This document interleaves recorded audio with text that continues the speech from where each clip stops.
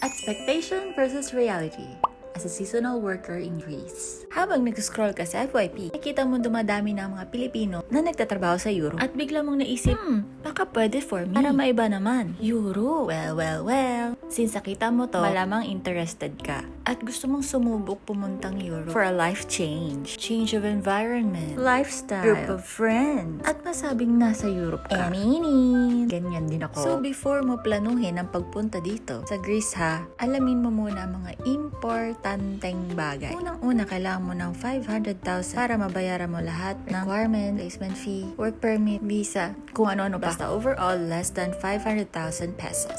So okay na lahat, complete requirement, everything is paid, you get your contract. Pagdating nyo ng Greece, boom, panes. Bigla na bagong contract. Yung salary, madalas ha, hindi ko nila lahat, net mo na yan ng pang isang buwan. Literal na isang buwan ang pasok. Kung biyayaan ka man ng off, abay maswerteng nilalang ka. So bago pumunta dito, pag-aralan mo na maigi. Mahirap physically, mentally, emotionally. Charis. Kung meron kayong tanong, leave a comment, and thank you. Bye!